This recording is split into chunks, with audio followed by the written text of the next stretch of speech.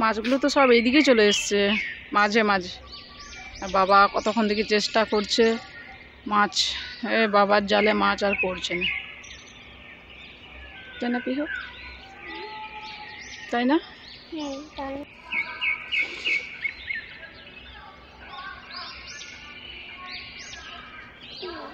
Hello friends, welcome back to my channel Rita's blog. আশা করছি তোমরা সবাই খুব খুব ভালো আছো, আর আমরা খুব ভালো আছি। কারণ দেখতেই পাচ্ছ রেডি হয়ে দাঁড়িয়েছে সাজুগুজু করে। বলছিলাম না ভগবান মদন চাঁদ এসছে একটা বাড়িতে, মানে পাশের বাড়িতে, একটু 2 মিনিটের রাস্তা আমাদের। তো তাদের বাড়িতে নিমন্ত্রণ করেছে, তো সেখানে যাব। এখন পুরো 12:30 বাজে। তো সবাই সাথে থাকো, দেখতে থাকো, আশা করি ভালো লাগবে। না না, কত রোদ দেখো। দেখো এখন আমরা বেরিয়ে পড়েছি। মা একটু চাবি লাগিয়ে দিয়েছে, কারণ সবাই গিয়েছে তো খেতে, কে বাড়িতে নেই। তো ওই যে দেখতে পাচ্ছ ওটা হচ্ছে মাসি, মানে মাসিও এসেছে, ভগবানের প্রসাদ খেতে এসেছে। তো তার আগের দিনও এক জায়গায় ছিল, অনেকটা দূর। তো আমি বললাম, মাকে বলেছিলাম না কোনো মতে যেতে পারবো না, তো রোদ, পিহুকে নিয়ে এত রোদ গরমে যাটা ঠিক হবে না।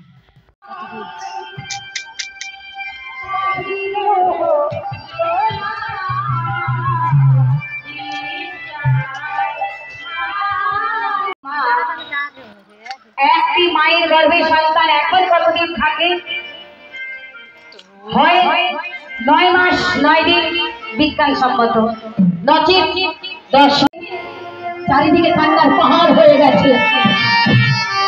আমি সেই ডাক্তারদের কথা বলছি, তিনি বললেন কি বেড রেস্টে থাকতে হবে।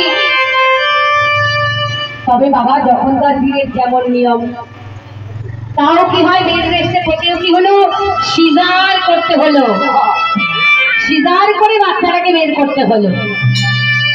তা ওমা এই জ্ঞানী গুণীজন, শুনতে খারাপ লাগলেও এই কথা। তো দেখলে ভগবান মদন চাঁদকে তোমরা, ভগবানের ওখানে পুজো হচ্ছে আর সাথে কীর্তন গানও হচ্ছে। মানে ওখানে গিয়ে ওদের বাড়িতে ওখানে গিয়ে দর্শন করে এসলাম। তারপরে এসে পরে এবারে ওখানে প্যান্ডেল দিয়ে এত ভিড় হয়েছে, এত ভিড় হয়েছে, মানুষ গরমে রোদনা কোথায় থেকে এসেছে জানি না। তো প্রচণ্ড গরম হলে ভগবানের প্রসাদ কার কপালে জুটে, তাই না?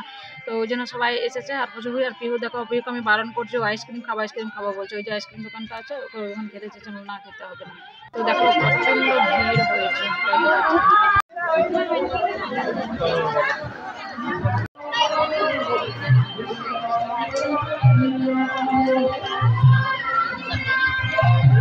গরমে ঘেমে টেমে আমরা খেয়ে দিয়ে আসছি। দেখো এখন এত রোদ গরমে আর গরম গরম খাবার খেয়ে একদম অবস্থা ইয়ে হয়েছে।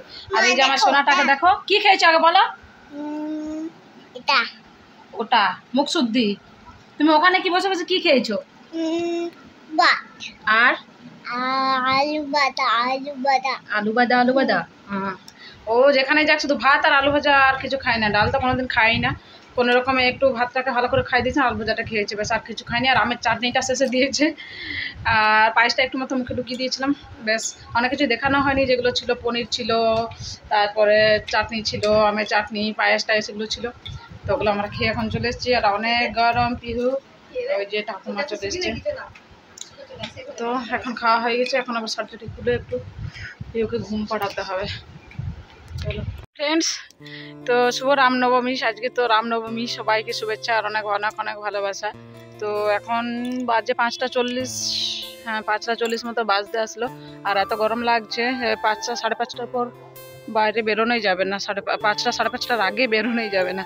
তো এখন পিহু গেছে ওই যে আমরা মদন চাঁদের প্রসাদ খেতে গেছিলাম, ওই ঠাকুরটা নিয়ে গেছে এদিকে ঘোরাতে, মদন চাঁদকে ভগবানকে নিয়ে গেছে ঘোরাতে, সেখানে ঠাম্মার সাথে চলে গেছে।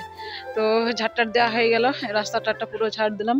তারপর ভাবলাম একটু ব্লগটা শুরু করি। আজকে এখন আর কিছুটা একটু শান্তি আছে, গানটা বন্ধ হয়েছে, কীর্তন গান বন্ধ হয়েছে। আবার ঠিক কালকে থেকেই শুরু হয়ে যাবে, 4 দিনের ঘেন ঘেন শুরু হয়ে যাবে।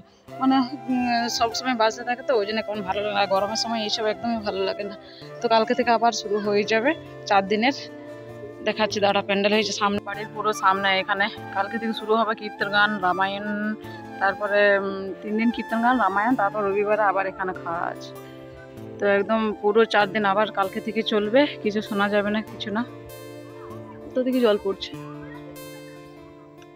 তো এই দেখো, আমি বলি আজকে একটু ইয়ে করে নি, তারপর কালকে থেকে আবার সেই শুরু হয়ে যাবে। আর এই গরমে দেখো কি বার হচ্ছে, এত গরম আর কি সহ্য হচ্ছে না, এত হচ্ছে, এগুলোতে এখানে এখানে বার হয়ে যাচ্ছে।